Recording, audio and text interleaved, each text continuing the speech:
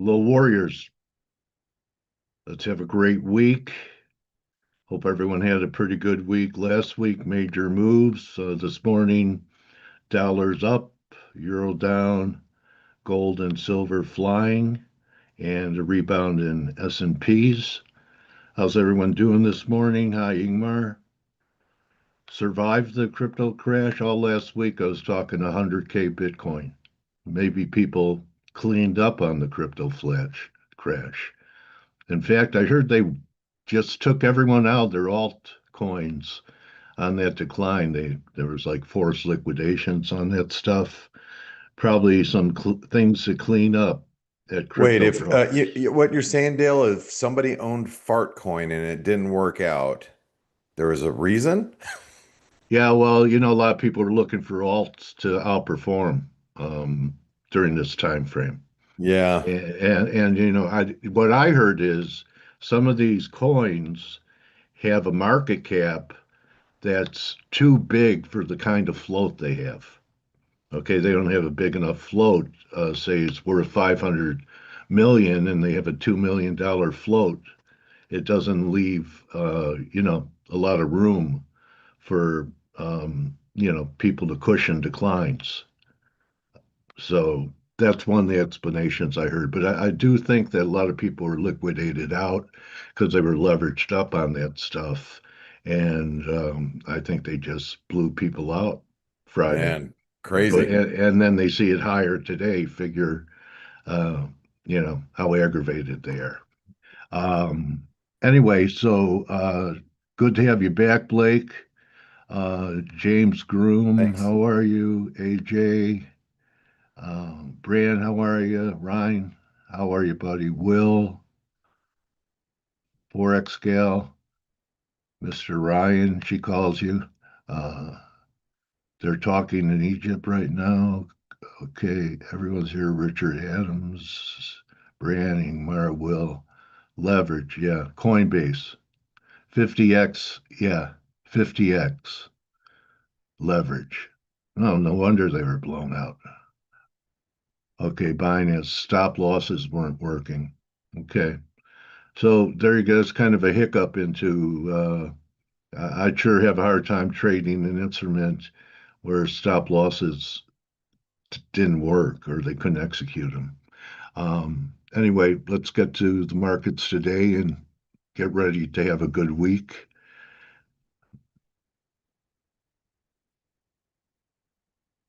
Okay.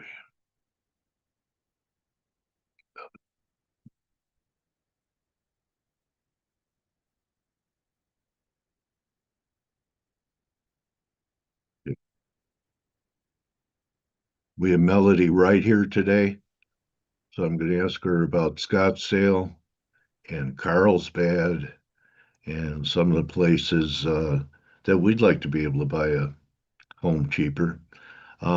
Should be a good interview. So, Euro's following through, had that little bounce on Friday. It still looks negative to me. How about you, Ryan?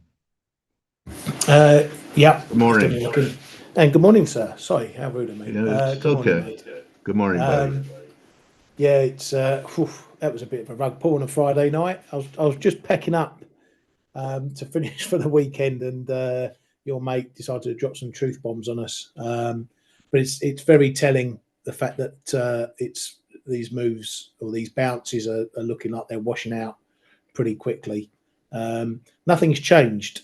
They dialed down the rhetoric a bit. Trump dialed down the rhetoric a Yeah, bit, yeah, but the Chinese yeah, export controls are still in place. yes. Trump's tariff threat is still in place for November the 1st. So, yeah, they might have eased off the petrol, but the fire's still burning. Yeah, I remember I was talking about I didn't like the action of the real tiny little ranges, and my statement was, quote, 1 3% down day would break trend. And Yeah. that's what happened.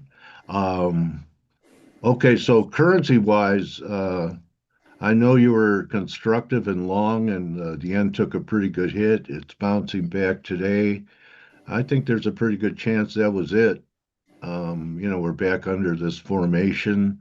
Uh, the yen may have had it because if you believe that these are just dead cat bounces in S&Ps, there's could be more demand for safe haven currency. This was a risk off move, right? So, what do you think? Can we try 154, or was that it? I was thinking at least a pull back to 150, this prior high. Where's your head at on U.S. dollar yen now? Yeah, well, I've been short. A few of us went short last week in up to those 153 highs. So Yeah. we were that was one thing we were thankful for the truth bomb on Friday, but Right. it's recovered pretty quickly. Yeah, can we go on to new highs? Absolutely. Or Okay. go on to 154? Absolutely. We've still got this political stuff in Japan going on. There's important meetings tomorrow between the various parties. There's still no guarantees that this new woman is going to actually become PM. And while the market might see that as, okay, we're not going to get any big fiscal bazookas, it also shows that there is now a political instability in Japan as well, which won't be good for the yen either way. So I think on that side, yeah, we got a chance of going up. But I agree with you on the other side, risk side, we could see a move down to 150s, or at least down to those 151 lows. Okay. So Aussie's trading much more like a proxy for risks than a currency. Yeah. Right. So this one is even though we're up today, this one really caved. So if that's not the low in the S&Ps, this is not the low in Aussie. So I've been short from up here. To me, it looks like 64 probably is in the bag right here. But for a long time, I've had a 62 target. And that was back here. I thought we'd go to 62. So I still think it's viable. I think it's 61.8 back in the Aussie move. So that's Yeah. something I'm waiting for. That's something that's probably quite achievable if the world is going to have a little bum fight with China over this Yeah. stuff. Then Aussie's going to be front and center of that as well because of its close proximity and high trade value it has with China. So something like the Aussie is very much at risk of getting a spanking. A euro pound looks ready to accelerate to the downside here. I No? don't know. All right. This thing doesn't tend to accelerate anywhere much. But Yeah. that was quite a significant failure Friday on my 87.20. We got up there. That's that blue candle with a big wick. Prior to today's, that failed at 22, 23 or something. And it's bleeding back down, but it's been on a downtrend since those highs, a bit like the euro up at 109. It's been on a downtrend and a bit slower, but yeah, there's a good chance this might creep lower. But we're getting closer to the UK political stuff, the budget, so that's going to have an influence on the pound side. Okay, gold new highs. Yeah, not really surprising. 4 hours diverging. I heard a count from Goodburn at 42.30, and 53 in silver. So we'll see. This is reflective of what I've just been saying. Yeah, we've had the dial down in rhetoric, but those rare earth export controls are still in place. So yeah, precious metals in particular, are going to stay supported. There's a lot of shortage talk in silver, the usual stuff. When you get a big price move, no one's got enough physical, and they need to get physical. I'm sure there's a song in there somewhere. I think that's happening in the at the LME because there's a lot. Well, I heard they moved it all to the U.S. because they were trying to get in front of tariffs. Yeah, we had that with gold, remember, a couple of months ago. And Michael Brown posted in our chat room this morning about that as well. A lot of take up in the UK. So yeah, it always happens. Whenever you get a big price move, everyone suddenly thinks, oh, well, we haven't got enough. And so they have to go and try and get some, which then pushes the price higher. So I know he's not here, but Stelios turned cautious on the market Friday. So he had a good vibe. And that was the first time he talked cautious in the S&P. So wherever you are, whatever island you're on today, still, Nice call.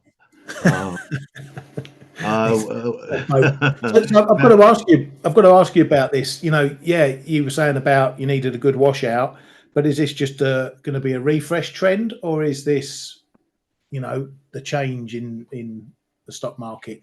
Because we've had these moments before, yeah, we have. and it hasn't been a turnaround. It's just been a dip that everyone's bought. I Do you think except this is it? except when's the last time we haven't seen a candle like this since April, the closest comparison. Yeah, and that was tariff driven as well, wasn't it? That was headline Yeah, driven. yeah, So yeah, it's not fun. That's the issue I have. These are not fundamentally driven price moves. They're not because the US economy is suddenly nosedived, or it's yeah, coming on Trump hitting Truth Social. yeah, So is it a real marker for a change in trend? yes, my opinion. Paul? So I think we're going to correct this whole advance. Not the whole advance, but now's the time to put up your fibs Yeah, from the April low and then look for your spots to buy. I don't think it's the end of the market. I think eventually we'll take out these highs, but I think there's going to be some pain first. Even if it went to 5,700, it's not the end of the world. That would be 5,800's halfway back of this. So is that the end of the world? no, That's going to set up. Maybe this is what sets up the next wave. What the melt up people are saying back towards over 7,000. So I think it has marked a change. It's not going to. I don't think we're going to have a crash to take out the April lows, but I think it's going to wash out some of the extreme bullishness. And yeah, I think they could have it done by the end of the year. probably even sooner. And these, we get the Yeah, Santa Claus rally. But yeah, you're right. Everyone, when it was trading above 6,700, everyone wanted to buy the dip until you get slapped around the face with a 3% dip, and then yeah, no one's keen from that point. Everybody's a little gun shy now at this point, Yeah, right? but I would be looking at that 67 level. If we see a bounce to there that fails, then yeah, I think you've got a cemented top in play for however long it lasts. okay. Almost got there, 680. Yeah, So maybe we'll even up see. to 67.20, You 67, know, 67.20. it's back. It had broken every wedge line and everything, and now it's back above it. It's back above the throwover line. Yeah, This was a wedge line from, I think, 5,800. This was a wedge line from 6,200. So, I think there's two stops. Um, I think 64 in a hurry. This may just be a four before we head back down again. So anyway, I'm bearish. Some of the weakest groups. Um, we had some guests last week that kind of nailed it. Peter did. Um, Alba did. And anyway, I think You that's know, about it.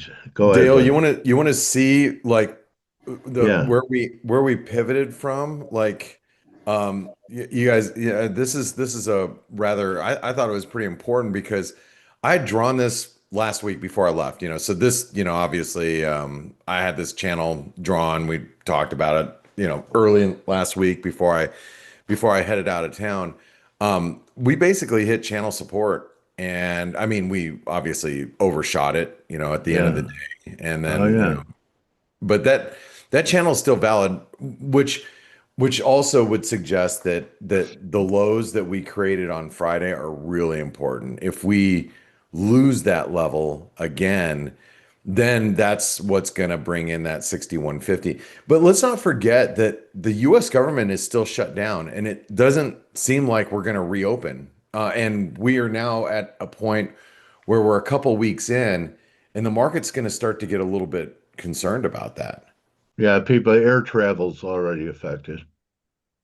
Oh So, shit, I don't know. I was on the air and it was packed. But that was just my own personal experience. Well, Trying to get home. I'm not talking about passengers. I'm talking about air traffic controllers and delays. That there's been a lot of them. Were your planes on time? Oh yeah. Everything Yeah. was on time, just fine. Okay. But I would just be concerned because now you're getting to a point where, a government worker is not receiving their paycheck, Yeah, and this so week it's the now military is supposed to get paid, and they I think won't. I don't know. I'm not 100% sure. Yeah. But I know that I think the military continues to get paid, but it's like certain government workers. You're just going to start to hear more, people calling their constituents, really, trying to force a deal. So there is going to be at some point, a resolution to this, but will it take longer than maybe our last shutdown during the Trump administration, which was 30 some odd days, 34 days or whatever it was. So as we start to feel the heat of this shutdown, are the markets going to get a little bit more nervous? As days go on, they will. And that's the thing that I think is more at risk, is how much is it going to affect the U.S. economy? And Ryan, you made a good point that we saw the sell-off on Friday. That was due to tariffs, or it was tariff related due to a Trump administration. It's not necessarily affecting the U.S. economy, but our shutdown might. Yep. There were some tells like before Friday. Credit spreads were widening. Take a look at the junk bond HYG ETF, and then look at TLT, and you'll see what I mean about credit spreads widening. Look at that. Now everyone wanted junk last year, so Yeah, there's the culprit because there's worry about credit issues now, which isn't easily fixed by the Fed or right. anyone else. So, those two companies that failed overnight out of nowhere that were packaging up auto loans. And there's banks that they have vulnerability to it. They own that paper. So the credit spread something you have to watch. And when I see that HYG chart, I And it don't was know. rolling over. Yeah, it was. Yeah, credit spreads were widening out. So you had HYG doing that, and I'll put up TLT.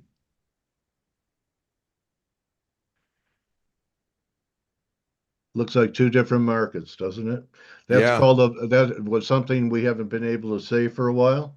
That's called the flight to quality, which even though you don't think bonds are quality, compared to companies that may have credit issues, since they don't have a Fed and they sure. can't just put out paper, they have to roll loans.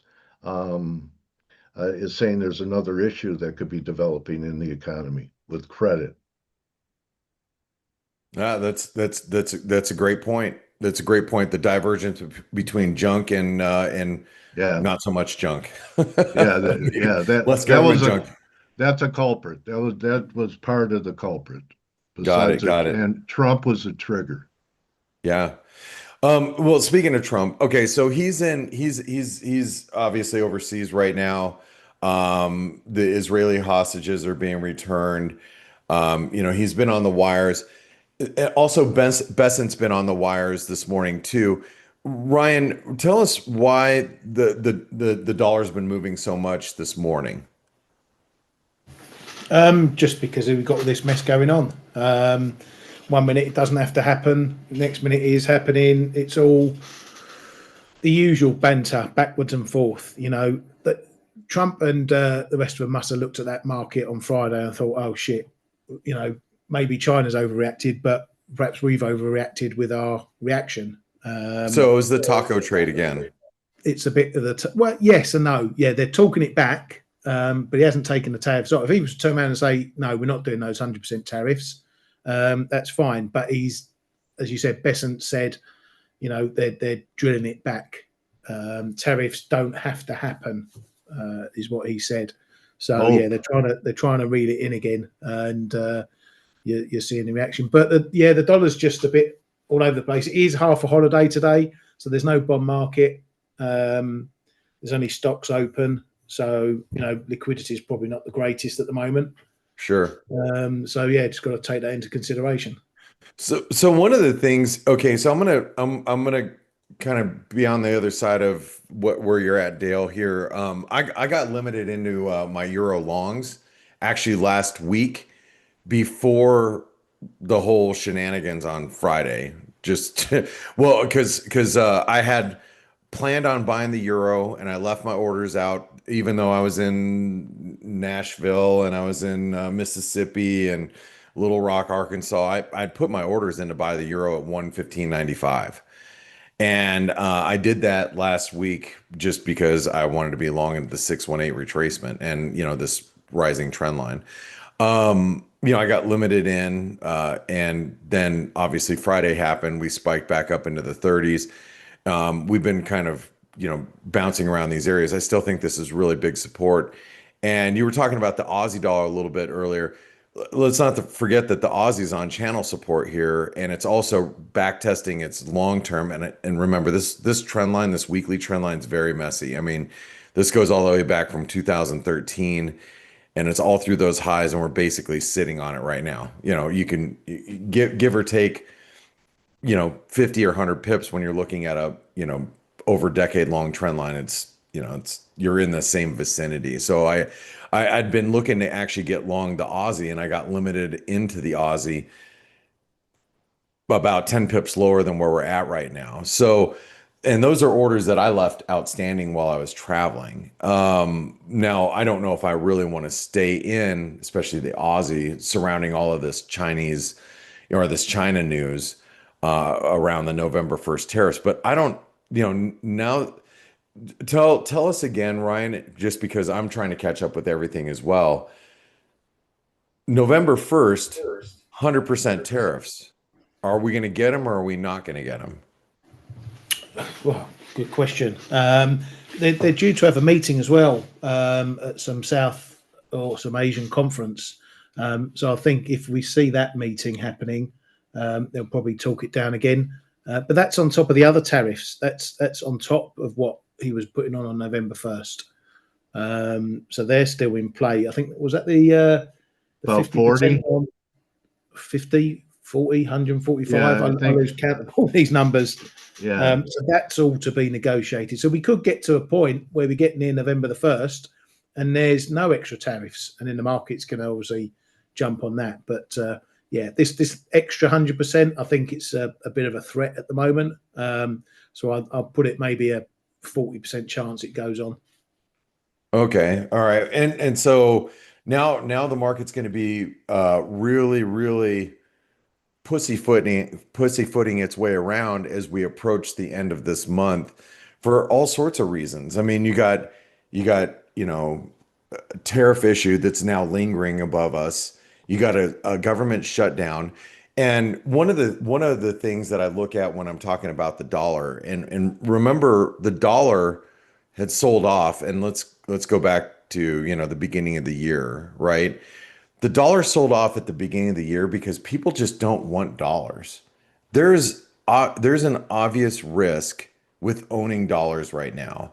If you own dollars, I know you can say, well, it's a safe haven currency. I see the debate, and I see why the euro dollar it's probably trying to figure out which way it wants to go from here.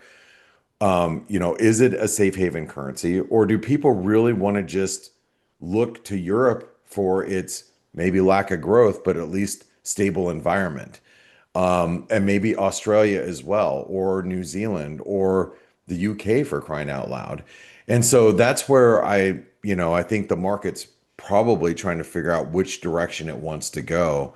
And I'm not necessarily in the camp anymore, as I used to be, that risk off, if stocks continue to go down, is going to equate to dollar strength. I'm not sure that is the world that we live in, at least in the very near term. If the stock market was down 20%, and if we lost that very quickly, maybe the dollar becomes the safe haven currency when the crap hits the fan.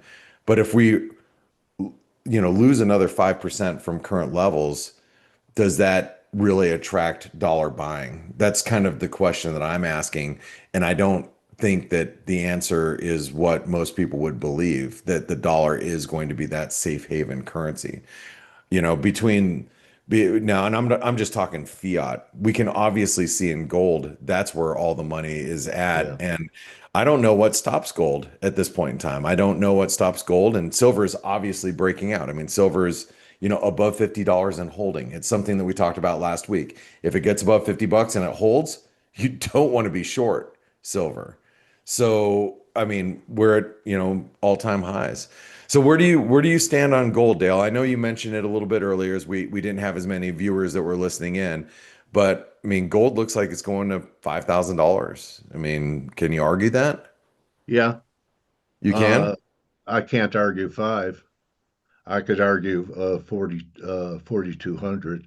And I think the what's going to bring it down is going to be the whenever the next wave starts down in stocks, that there'll be, some forced selling up there.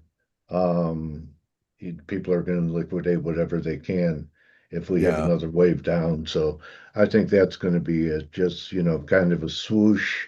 What they say, Blake, when they go into the saloon, they take all the girls. So anyway, I think everything's going to be under pressure, just a matter of degrees for the next couple months, Yeah. Yeah. except Okay. bonds, maybe bonds. Yeah, and the bond market, I mean, may put a lot of pressure on a lot of different asset classes. Too bad the bond market's not open right now, to get a good judgment of where things are going to go. But I want to go back to the S&P because I think the S&P is a pretty good barometer right now. Is we've got to watch the lows from last week. If those continue to hold, I don't think you should really be too worried about risk. You can look around at Bitcoin. A lot of people are like, well, Bitcoin sold off, but it really held up. Yeah, it was an altcoin story, which that was some scary looking charts. I don't know if you guys have looked at some of these coins. Like, let me see if I can pull some up. Um, So uh, Solana. or just pull uh, up like not even Dogecoin. I have it over here under the right. Just pull up some of these like crazy coins that you can I mean look how many crypto you know offerings there are. It's wow. nuts. Let's see if I can find just some that are around here. Uh, like what's Cub Coin? I don't know, but if you're leveraged up and you're playing this base, but a lot of these look exactly the same. You have this big base, and they all like went through these lows, and they all just like really slumped. That's probably not a great example. It's not because I've No, seen so many that other wasn't ones. bad. Yeah. I'm Yeah, it leveraged wasn't. up What? Capcoin. What's Yeah. your Oh, problem yeah. with that? Yeah. Here's like Dogecoin. Yeah. You got like what'd you say, Steve? I'm leveraged up Capcoin. What's your problem with that? Yeah, like I like this Burt one was one. I guess that one's held up fairly well. But a lot of these coins just, they just got crushed. And you're right, when What you a have the surprise! I know what a What surprise. a surprise! It is not a surprise. Anyway, hey Steve, you're here. What are your thoughts about what's going on with China? Are we going to be, going toe to toe with them in the U.S. and all the headlines that you've seen over the weekend? What are your thoughts here? I don't believe anything. I we've seen this government doing that again and again with no follow through whatsoever. So I think that one way or another, this situation is going to get de-escalated, but that doesn't change the fact that this provided a well-needed trigger for a well-needed pullback in equities. Right. And Now that we've we got it, What do you think? We've seen some nice formation breaking. We got the S&P and the Dow breaking through ascending wedges. Um, I think that we should see in the short term these rallies being sold. Just in the short term, I don't believe that what happened is going to change the overall trend. I don't believe we're going to be seeing the beginning of a bearish trend because I've explained the reasons why I think that equities will remain very well bid for the foreseeable future. But definitely, there is a very, very increased probability that short-term rallies are going to be sold for at least a few days. So people should be a little bit, in the lookout for that in the days ahead. All right. Well, Steve, thank you for your opinions here on the markets, and then also, and Ryan, maybe you can confirm. I just want to make sure that I got this correct. We are going to get CPI on the 24th of October. Is that correct? That is correct. Now, why is that? Because the data needs to be used for next year's some social security payments or something that they what do you call it, mark off against whatever the CPI jump is. So they raise that by yeah, CPI. it's a COLA. Yeah, That's something a like COLA. that. Yeah. So they Okay. decided someone's going to go into work and push a button. Let's hope they get it right. All right. Well, Yeah, then, like always, they're going to get it right. Don't worry about it. all right. Well, interesting stuff, guys. And just for the record, I was out of town, and it all went It down. happened. It's I still hold a pretty damn good record for that over the last 20 years. People have been listening to us broadcast. Those that know me for the last couple of Kudos to decades. you, Blake. You did it again. Yeah, It was a coincidence. People, go ahead, chat Ryan. room, thank you. The Forex Analytics chat room, thanks you for being away. Yes, people asked if they could actually chip in for me to stay in Nashville a little bit longer. And just for the record, if you That's guys not a are bad monetization idea, now that I think about it. maybe that'll happen. If you guys are music lovers, make sure you make your way to We should add that Nashville. to our business plans There we going go. forward. Going forward. All right, guys. Thank you everybody for joining us. I'm still trying to navigate my way around the markets here and get up to date. So I'm going to see you guys with Steve on the Morning Edge, which is for the Forex Analytics subscribers. I'll see you guys there in 45 minutes. Dale, I know you got Melody here, and you guys are going to talk real estate. Make sure you ask her about what's happening in all the hot markets that we've got around the United I'll States. ask her about Scottsdale. Yes, please do. Okay. All right, Melody, welcome to the F.A.C.E show, and I'm going to let you guys go. Thanks, Ryan. Thanks, Steve. Bye-bye, guys. Enjoy the Thank interview. Thank you, Dream Team. Okay, Melody, great to see you again. Good morning. How are you? Good, my friend. So, this housing crash is a silent one. Yes. I mean, people don't talk about it. Yes. Neighborhood I live in, I don't see any panic, any for sale signs. What's going to change to turn it from a silent crash to what crashes normally sound like, loud and messy? Yeah, it's going to take awareness, Dale. And we just have NAR refusing to kind of capitulate and Realtor.com doing tricks. I mean, you've got to kind of understand the cartel that runs this thing. Okay. The largest lobbying firm by spend in DC, and a quick anecdote. I noticed 6 months ago, so Realtor.com is who supplies Fred with a lot of the information that Fred puts on its website, and they do median listing price. Well, what did they do back in the spring? They restated all of last year so that when we hit a lower median price in June, which is always the peak of the market, it didn't look like the year-over-year decline. Had they not revised it, it would have been. In the new home market, it's even worse. I mean, they revised the high there from 490,000 to 460,000. And so, and actually last month, when they had for August, sales looked great for new homes.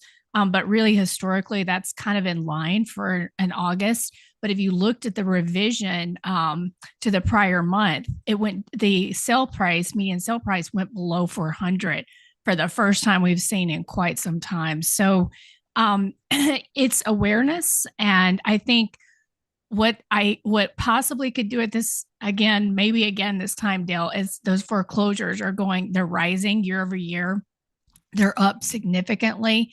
Delinquency is increasing in mortgage. I don't have time. I didn't have time this morning to check, but I think the Fed's out with its household debt and credit schedule. And if you see it, you can see mortgage doing this.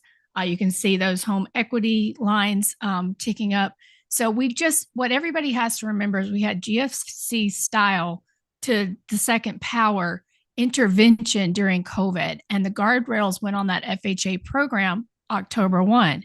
But because of how long this all takes, because of all those regulations that got put on at both the federal and state levels, it just takes a very long time. So by Q2 2026, due to these changes in FHA, we should have material foreclosures. But right now, Dale, every single market I track, I look at these every week, and you see foreclosures in every single one. And so, as things like what happened on Friday, and you get, say, a drawdown in the crypto market, in those more upscale neighborhoods, that's when you're going to start to see some for sale signs. And I was just recently in Dallas in the most coveted neighborhood in that city and saw 3 for sale signs in one block while they have 14,000 new homes listed for sale. So it's quiet. It's taking time, but just like everything else, it's about the narrative out there is just so strong. And so we need awareness. And I think if we get some contagion from what just happened in the auto sector with Tricolor First I Brand. was going to ask you about that. They package those loans too, Yes. but Yes. so fill me in. It's got to be a lot smaller is it smaller than the CDSs were in 2008 as far as dollar volume? It can't be as much, is it? I don't think we can know, Dale. And I think that we're way more interconnected, and that shadow market is much larger. The only lending that's been happening this year has been to these non-depository financial institutions, or these NDFIs. And so to me, everybody's like, well, auto is much smaller. Yes, it is, but it's still very interconnected. Like, who would have believed all these players we're already hearing about, Morgan Stanley, Jeffrey, all of this. So I think that this could be one of those moments where it's an opportunity. Everybody has to think about what they're actually holding. And I also saw something over the weekend that I haven't had a time to run down about a big MBS trader that got on the wrong side of a big trade and lost quite a bit of money. And so these people are levered 3, 4. I mean, it's just, we have no concept. And so something as small as a subprime lender to illegal immigrants could actually potentially have we could see the contagion, and we could see this create sort of a rethinking of all risk, which could, cause issues in other bond markets, et cetera, and across the system. So I think this is a bigger deal than what people are saying. But, you get a drawdown again, like in crypto, like you guys were just talking about. That's a lot of players that got completely wiped out that'll be selling their homes. Yeah, well, it's trying to bounce back today, but a lot of people, they just blew them out. Yep. To me, before the break, Melody, I was talking about that there was the credit spreads were widening because of those defaults. And last year, everyone wanted junk bonds, but the real culprit is what's happening in credit with HYG. I'm looking for it now, but the treasuries and junk look like 2 separate markets. We finally had a flight to quality. So this could be, if they're worried about credit, then we should also be worried about a growth scare as well, right? Yeah. That isn't going to help.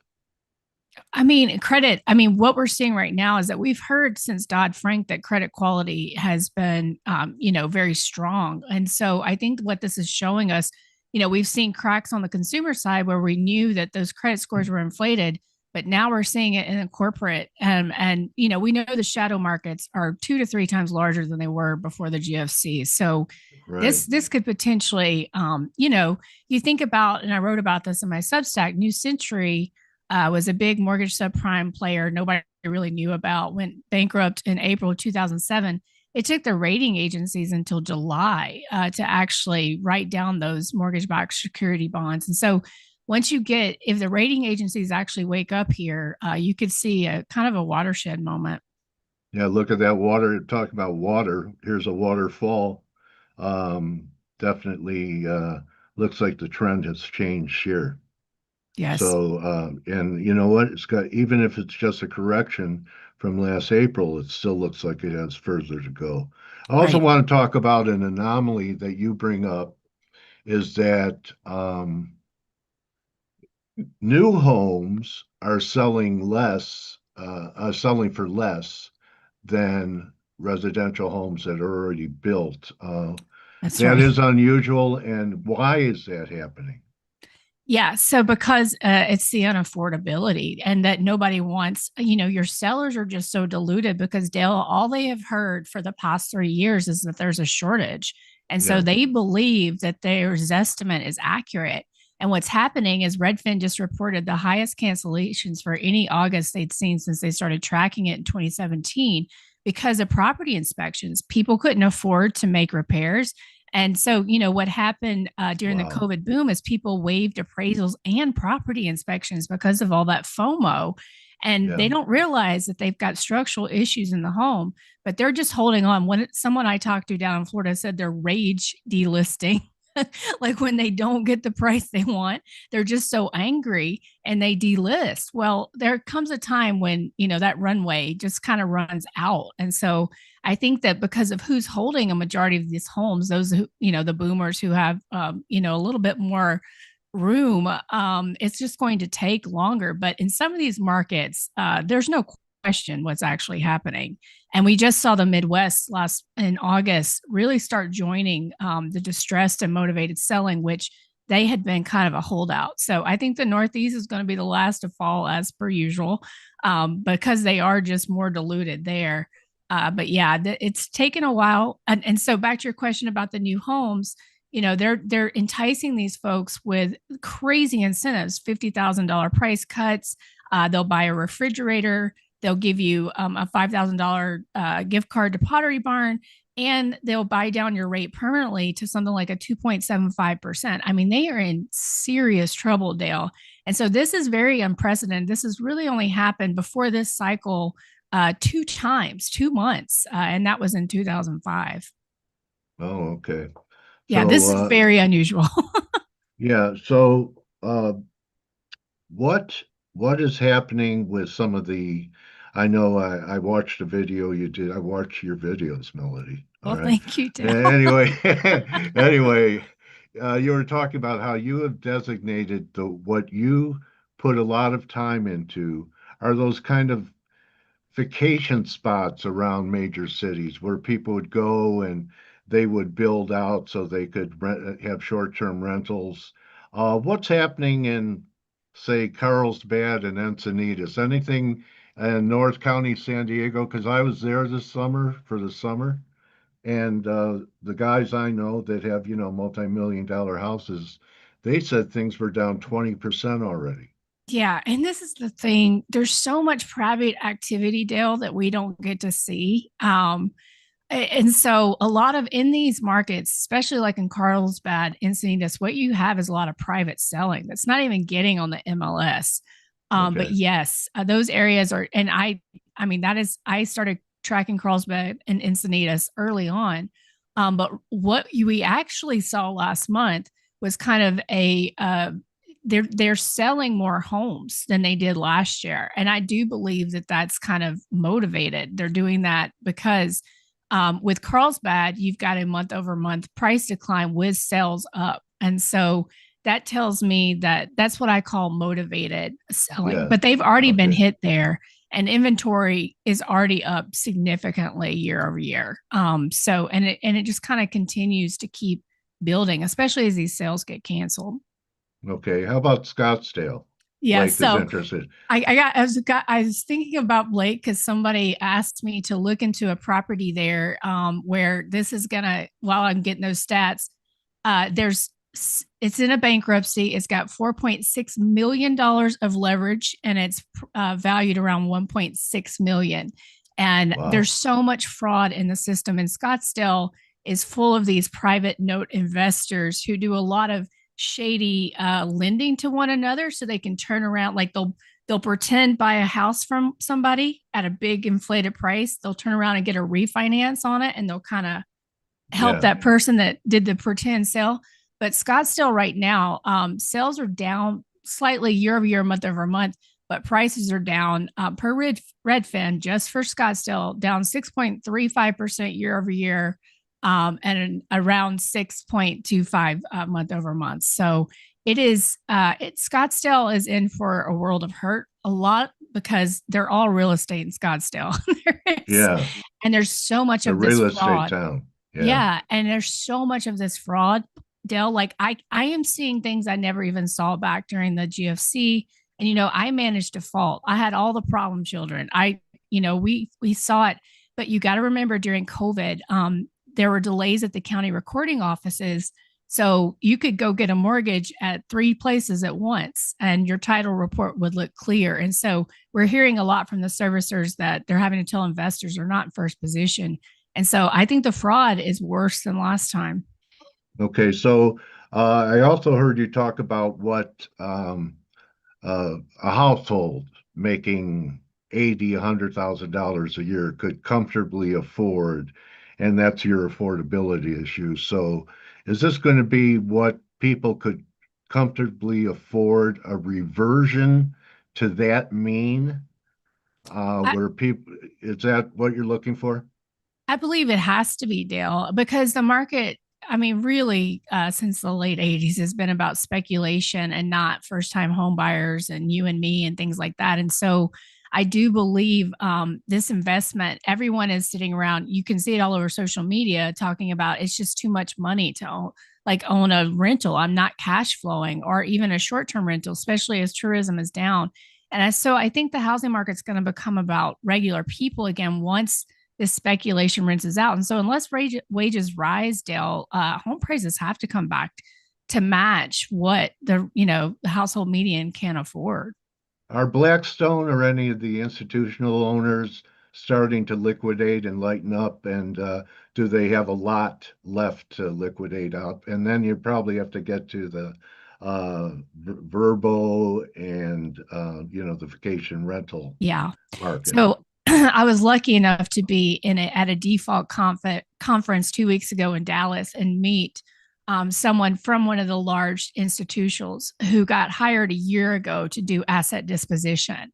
And what he talked about was chasing the market. What he would see valuations come in way high, but his listing agents would be like, no way, it's worth about $150,000 less. But what they are actively doing, Dale, in these markets where there's saturation is offloading them as quickly as they can. And they brought in a real industry veteran. I'm not going to name what company it is, but it's a big one. A real industry REO, or real estate owned veteran, to do this. And they are just, boom, getting them out as quickly as possible because they know that what's coming. These markets are totally oversaturated because they bought so much long-term rental. And then if you want to talk about Airbnb, these are everywhere. It's really kind of distressing to see some of these listings. Very motivated sellers, places like Sevierville, Tennessee, which is close to me, but all over the coast. Again, they're also operating in the private note space. So it's difficult to see some of these slashes and burns if they're not coming through the MLS. But ultimately, what I believe is even these guys that are doing the private note lending right now, they're getting into hot water. You're seeing it in this weird, there's this thing called Sub2, which is a huge influencer space where they're doing something they should not be doing. And you're hearing already from borrowers who believe that investors would come buy their property and that the investor was going to pay their mortgage for them. They've walked away and left the borrower on the hook. So as people run out of money and they run out of leverage and, you know, they can't get that leverage anymore. Yes, those hot spots, that's already where you're seeing most of the trouble is in those Airbnb hotspots. And, you know, tourism is down. And also you don't need 15,000 mini hotels in Austin. It's just not, you know. All right. All right. Yeah. We're saturated out here. And that's why rents are, you know, 3,500 for a 1 bedroom. So Where are you, Dale? I forget. well, when you know, right now I'm not in North County for that reason, but North County, I'm in Menifee.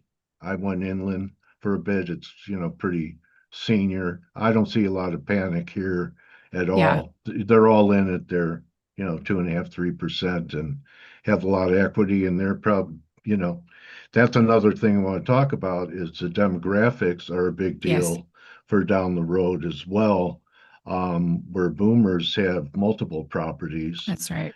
probably more properties than children. Oh, absolutely. Yeah. They So- hold the majority of the properties. Go ahead. Okay, so that could be also more pressure on the market as, you know, I hate to say it, we're aging out. But, you know, look, you know, that's father time. So Right. when does that start to impact the market? Is the aging out? Are boomers starting to try and get out? You're already starting to see it. And again, what they're doing are a lot of private transactions. So we can't actually, this could be why our sales look so low, lowest since 1995. I think it's already happening. I think you're already seeing transfers of properties. I'm definitely assisting people who are in a situation where they inherited a home and either can't afford it or there's some sort of fraud on it. And so I think it started, Dale, but like all these things, it just takes time and it's Yeah. hard to size right now. But I think this is going to be the Northeast's biggest problem because their demographics are the worst. And you know, and a lot of these boomers own these investment properties, these rental properties, and in these areas, which are all of our big cities that really have low owner occupancy, they're going to get decimated. Okay, and rates probably won't matter. I mean, no, they have to go, they would have to go so low. And if they went that low, Dale, none of us would be transacting. And so, you know, I Right. think I saw somebody ask a question about Fannie and Freddie. You know, Yeah. what people are hoping is that they would be allowed to buy mortgage-backed security and kind of take the place of what the Fed Fed? did. Yeah. Okay. And but they would suicide themselves. That would it just wouldn't work. So you know, just I think we're at a point where it's taking a long time. There's so many reasons why, and we can point to those like the government intervention. But we've kind of run out. And the fact that the administration, they can say a lot of words, but I watch what they do. And the fact that they're letting the guardrails go on this FHA program means one of two things. Either they don't understand what's about to happen or they do. But either way, they're letting those guardrails be put on place. And that's going to put a halt on the biggest source of one fraud, but also just safety net that we've seen out there because FHA is it's almost 13% of the market and it's already at 11% delinquency and higher, which is insane if you think about it. How do you like being a messenger of gloom and doom? Oh, it's so much fun, Dale. Like, Yeah. you know, especially all the names that they call me, but Yeah, know, it's fun. Yeah, but it's still, you know, important for people to know. You know, if you're bearish gold or Bitcoin, people come after you too. So, what's your advice for people that are renting right now? Just watch the show for another year or two. watch the show and renegotiate because you know rental prices are actually coming down and a lot of these places like Chicago, one of the reasons that they were going up is because you were getting from American Rescue Act a lot of money going toward immigrants would get $15,000 for rent to help with rental assistance in Chicago. And so rent, this is another reason everything looks so sticky, but these things are running out and you can't do that anymore. So if I'm renting, I would be watching and also renegotiating. you know, especially if I'm in a multifamily property, because they're giving away 3 months rent to most of their new tenants right now, so that they don't have to lower that headline rent. So we're at that. It's just we're at that transition point on everything. And so really, I talk about the speed that we're going along this path. And, you know, with what happened on Friday, I think we've probably sped up just a little bit. We'll see how it goes here. But the end of this year is just, there's a whole bunch of things happening that just are pretty scary, you know, including reduction of SNAP benefits and things like that. So I think, you know, we're about to accelerate this timeline for what seems like, you know, just the Titanic trying to turn here. Yeah, well, the employment picture is not looking great. That's right. So that should probably be the nail in the coffin. Is, you know, no one wanted to leave. They have a good mortgage rate. They probably have equity. Is there a lot of still untapped equity for people, or is that gone where their piggy bank, they used to be able to, you know, pull a couple $100,000 out and appreciation would take care of it? And So, or was that the poison that yeah. has buried people? Well, and unfortunately, this, you know, the Fed gets its kind of view on this from Experian, which doesn't have all of these specialty servicers reporting to credit, didn't have buy now, pay later reporting to credit. You know, what you have are all these private credit companies that, you know, we saw with like Tricolor, who are doing lending, and they're doing shady things, like not reporting this to credit, making you think that there's more equity out there than there really is. And then on the CoreLogic side, they do this mortgage equity withdrawal analysis. Well, they didn't record the payment deferrals on public record. This is the workout to the Fannie Freddie forbearance, where people put 18 months of forborne payments at the back of the loan at a non-interest bearing lien. Those aren't getting reported to credit.